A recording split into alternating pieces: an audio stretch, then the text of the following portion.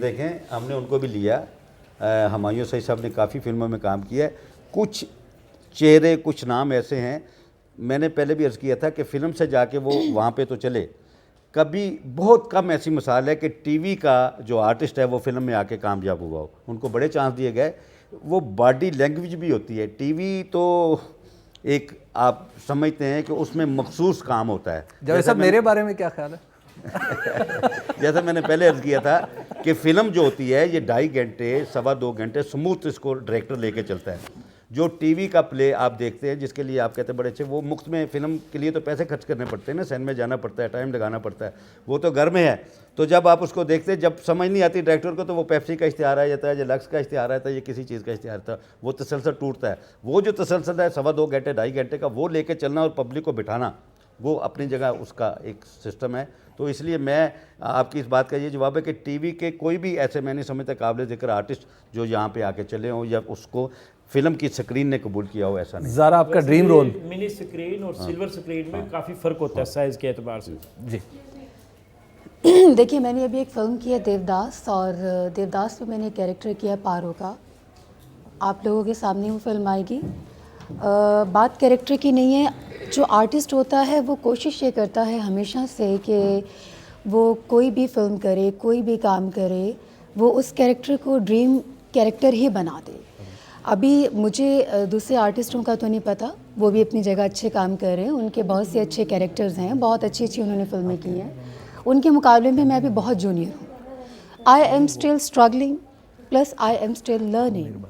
मैं अपने बड़ों से सीखती हूँ, खुद अपनी कुछ एफर्ट करती हूँ, उसके बाद फिर मैं ये कोशिश करती हूँ कि अपनी ऑडियंस को जो मैंने सीनियर से सीखा और जो मेरे अपने अंदर, इफ़ आई एम केपेबल, अगर मेरे अंदर कोई खुदा ताला ने कोई सलाहियत दी, तो ड्रीम रोल तो मेरी ख्वाहिश है कि मुझे कोई मिले। और उसके साथ ये भी मैं कोशिश करती हूँ कि अगर ड्रीम रोल नहीं है तो क्यों ना मैं किसी ऐसे कैरेक्टर को ड्रीम कैरेक्टर बना दूँ कि वो करने के बाद हर कोई कहे कि काश हम ये कैरेक्टर हमने किया होता। एक और क्वेश्चन है जी। ठीक है, इकोनॉमिकल फाइनेंशियल प्रॉब्लम्स होते हैं, हर जगह होते हैं, हर मुल्क में होते हैं इनफैक्ट, लेकिन कुछ मूवीज़ का क्राइटेरिया भी ऐसा है, हम लोग न्यू जनरेशन कहलाते हैं, हम क्यों नहीं डाइवर्ट होते इस तरफ, पाकिस्तानी इंडस्ट्री की तरफ हम क्यों नहीं, हमारी अटेंशन क्यों नहीं जाती?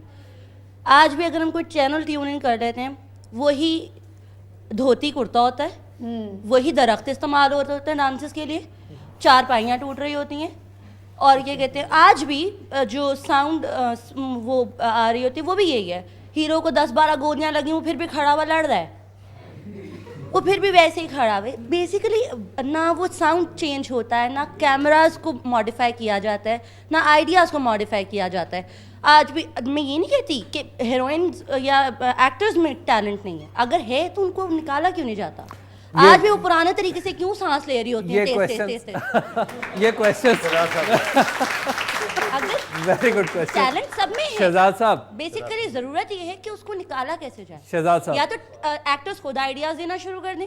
जहाँ तक इनकी बात का ताल्लुक है कि वो आर्टिस्ट ऐसे सांस क्यों लेते हैं, ये हमारे यहाँ ये रहा है, वो मैं समझता हूँ कि एक स्कूल ऑफ थॉट जो है ना, रियलिटी बेस्ड जो होना चाहिए, उसमें तो जो है ना ये गैर ज़रूरी सांस जो है ना नहीं होने चाहिए।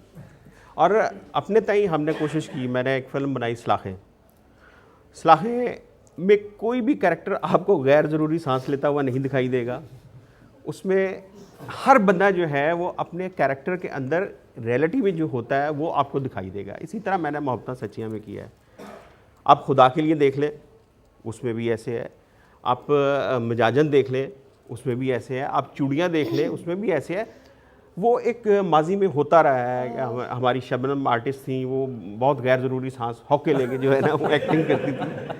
तो जहाँ तक मैं आई एम सो सॉरी, मैं आपसे यहाँ पे भी ऐसा होता था क्योंकि मुझे तो नहीं मालूम ये, लेकिन कोई नहीं देखी, सुन तो लेना तो मैं, हाँ, तो ये वाकई मैं भी जानना चाहूँगी कि सांस क्यों लेते थे ऐसे? ज़ारा ये कल की बात है, आपके पैदा होने से पहले की। एक और क्वेश्चन है जी। तो मेरा पहला सवाल जवेद साहब से, इन्होंने अभी बात की है कि पिछले दौर में बड़े अजीम लोग थे, बड़े अजीम फ़नकार थे, किसी भी फिल्म इंडस्ट्री के आदमी से बात की जाए तो यही जवाब मिलता है। क्या हमने तो ये सुना है कि हर दौर में अजीम लोग होते हैं, हर दौर में अजीम फ़नकार हैं कि आजकल लोगों में टैलेंट नहीं है या अजीम लोग नहीं रह गए। और दूसरा मैडम ज़ारा से सवाल है कि इन्होंने बोला कि फ़िल्म इंडस्ट्री में कुछ लोगों की इजारादारी है जो स्टूडेंट्स को नहीं पता, ऐसे बोला आपने मैडम? उस इजारादारी को ख़त्म कौन करेगा अगर स्टूडेंट्स को नहीं पता? आपको पता है, आप उसके ख़िलाफ़ क्यों एक्शन नहीं लेते, उसके ख़िलाफ़ क्यों कुछ नहीं करते कि एक चेंज आए? हम चेंज चाहते हैं। सवाल बड़ा इंपॉर्टेंट है, पैनल हमारा रेडी है, लेकिन इस सवाल का जवाब हम लेंगे एक ब्रेक के बाद।